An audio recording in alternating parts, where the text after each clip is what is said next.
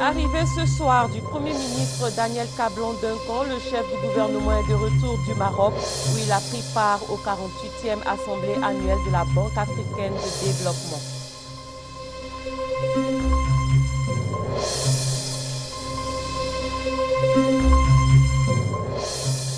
Les femmes leaders de Côte d'Ivoire invitées à contribuer à l'édification de la paix dans le pays.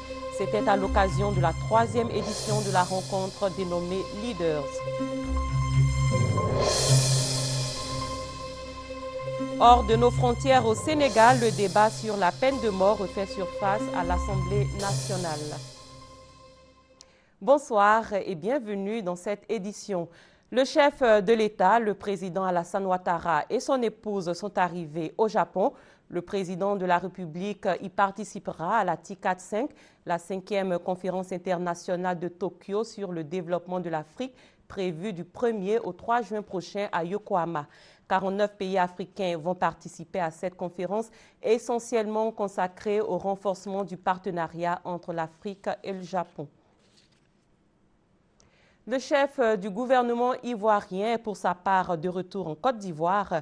Daniel Cablon-Duncan est rentré ce soir du Maroc où il a assisté au 48e Assemblée annuelle de la BAD, la Banque africaine de développement. Et dès son arrivée, le Premier ministre s'est adressé à la presse nationale et internationale et dans son intervention, le chef du gouvernement a fait le point de sa mission au Maroc. Hugues Hervé Blé a recueilli les propos de Daniel Cablon-Duncan. Au niveau des résultats fondamentaux, il y a d'abord, en ce qui concerne la banque elle-même, la décision qui est prise pour la BAD donc de revenir au siège de la banque ici à Abidjan. Le président d'ailleurs, disons que Kaberuka a indiqué que lui-même pourrait être ici donc en avril 2014 avec le conseil d'administration. Mais auparavant, donc en fin d'année 2013, il y aura à peu près 500 cadres qui seront ici à Abidjan et le reste viendra donc en 2014. Je crois que ça c'est un élément très important pour la Côte d'Ivoire puisque vous savez, depuis son investiture donc en mai 2011, le président Alassane Ouattara en avait fait une priorité. C'est un élément très fort qui a donc été obtenu. On voudrait remercier et le président de la BAD et donc le conseil d'administration et le conseil des gouverneurs de ce travail important qu'ils ont fait en faisant confiance donc à la Côte d'Ivoire. Je voulais quand même souligner la rencontre que nous avons eue avec l'Afrique du Sud, le ministre des Finances de l'Afrique du Sud, qui nous a vraiment, disons indiqué que l'Afrique du Sud souhaitait revenir en force au niveau donc de la Côte d'Ivoire, dans le cadre notamment du retour de la BAD, et qui sont prêts donc à financer un certain nombre d'éléments. On les a invités à venir ici bientôt, dans le cadre donc du secteur public, secteur privé sud-africain, pour renforcer la coopération de l'Afrique du Sud et donc la Côte d'Ivoire. Je voudrais profiter de votre occasion pour remercier les autorités marocaines qui sont très très bien reçues. Nous avons invité le Premier ministre donc, marocain à venir ici. Il a bien voulu accepter donc l'invitation. Nous allons voir un peu les dates qui sont donc opportunes. Il va y avoir un renforcement très fort de la coopération entre le Maroc et la Côte d'Ivoire. Il y a une commission mixte d'ailleurs ivoiro-marocaine qui va se tenir ici au mois donc de juin. Et il est possible d'ailleurs que Madame la présidente du patronat, parce que c'est une femme qui est responsable du patronat donc au Maroc, puisse donc joindre la délégation officielle pour venir ici donc à Abidjan. Au total, vraiment, c'est un chose qui a été fructueux. Et je pense en fait que nous allons voir les retombées peut-être dans les semaines et mois à venir.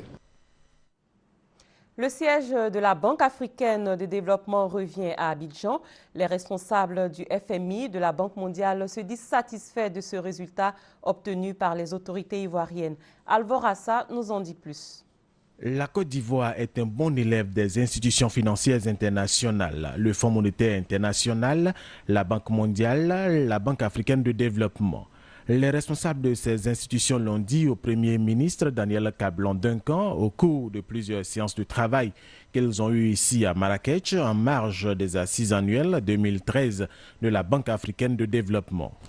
Il y a beaucoup de possibilités actuellement en Côte d'Ivoire, dans la région. Les possibilités sont très intéressantes et on est très heureux pour voir que l'économie de Côte d'Ivoire commence à relancer. Donc on est là pour accompagner les efforts de Côte d'Ivoire Et aussi, on a discuté les préparations pour un forum l'année prochaine, au mois de janvier. Et on sera là avec nos partenaires pour soutenir le gouvernement et pour voir comment on peut accompagner les investissements.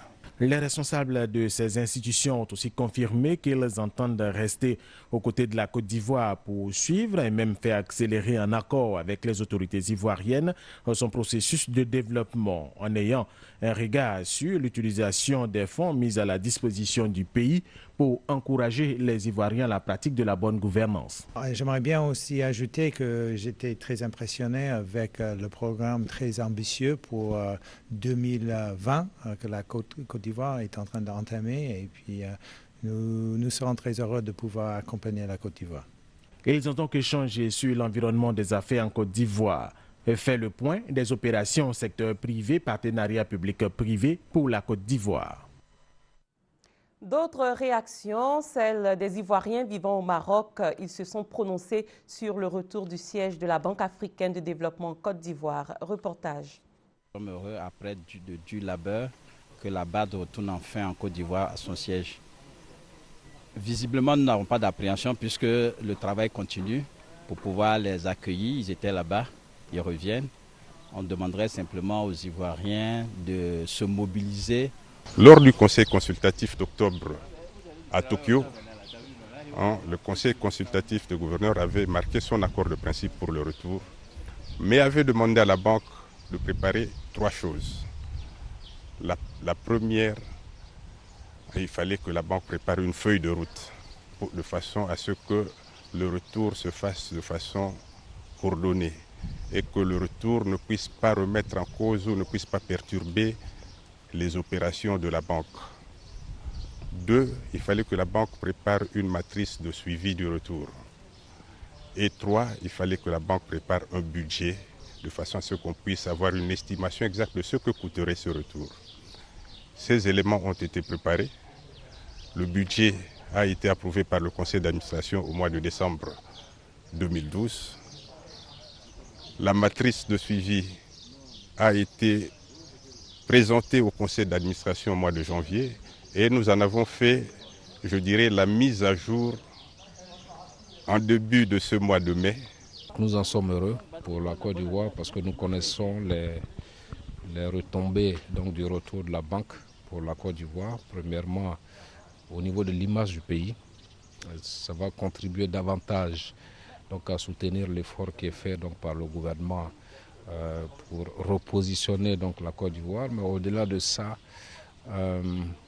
il y a beaucoup de retombées économiques donc, pour la Côte d'Ivoire en ce qui concerne donc, le retour de la banque. Donc, vous avez dû constater un certain nombre d'agitations de ceux qui ne voulaient pas laisser partir la banque parce qu'ils savent ce que c'est que la Banque africaine de développement aujourd'hui. Il faut avouer que c'est un sentiment de joie et de satisfaction. D'abord de joie parce que ça va me permettre de retrouver ma famille.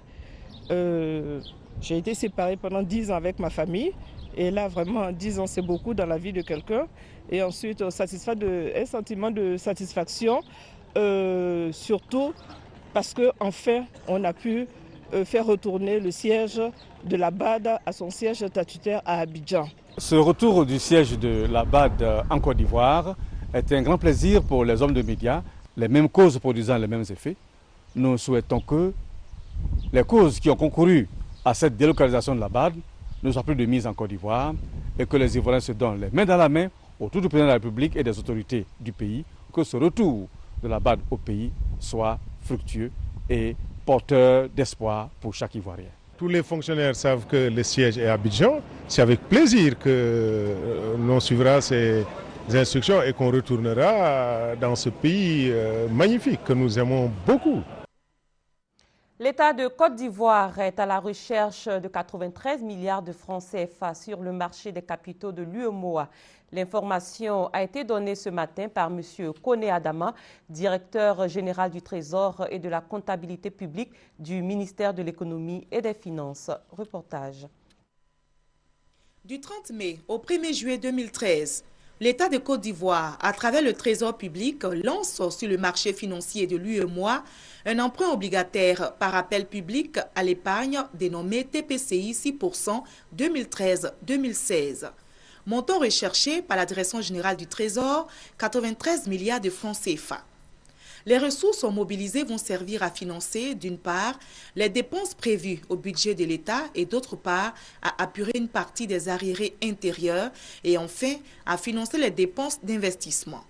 Le Trésor public invite alors les citoyens, les banques, tous les établissements financiers et les assurances à souscrire à cet emprunt obligataire lancé ce jeudi. En souscrivant à un emprunt au taux de 6%, vous fructifiez vos avoirs. Deuxième avantage, l'État. Ça permet à l'État de disposer de ressources intérieures à des conditions moins chères. Donc, qu'on soit investisseur ou qu'on soit bénéficiaire, tout le monde gagne. Donc il s'agit d'un partenariat gagnant-gagnant. Cet emprunt obligataire bénéficie de la garantie souveraine de l'État selon la Direction générale du Trésor. Les ressources sont mobilisées auprès des entreprises et des personnes physiques sont domiciliées sur un compte dédié ouvert à la BCEAO. Mieux, le remboursement est sécurisé par un compte séquestre ouvert toujours à la BCEAO. C'était un compte-rendu de Marie-Laure Ngoran. Parlons à présent de cette rencontre à laquelle ont pris part des hommes de médias et des membres de la société civile. La réunion, qui est une initiative du secrétariat à la bonne gouvernance et au renforcement des capacités, SNGRC, a eu lieu au Golf Hotel d'Abidjan, avec pour thème surveiller et rapporter la corruption, outils et méthodes participatives pour les organisations de la société civile et les médias. La rencontre visait à renforcer la lutte contre la corruption. Alexis Ouedraogo nous en parle. 200 participants, acteurs des organisations de la société civile et des médias, ont pris part à cette rencontre de 48 heures. Dans leurs recommandations, 2 points clés: définir clairement le statut de l'Observatoire de la bonne gouvernance et de la lutte contre la corruption. Ensuite, impulser un véritable mécanisme de sanction des faits de corruption avérés. Des remarques bien prises en compte par le secrétariat. Le gouvernement a décidé, en tout cas, de joindre l'acte à la parole, de prendre des décisions pour essayer de doter la Côte d'Ivoire d'un dispositif juridique et institutionnel en matière de lutte contre la corruption. L'objectif que le président assigne à tous ces textes qui sont pris, ce sera leur efficacité. Il faut que ces textes soient efficaces. Et le secrétariat, de ce point de vue, donc, a dans ses missions de s'assurer effectivement de leur pertinence et de leur efficacité.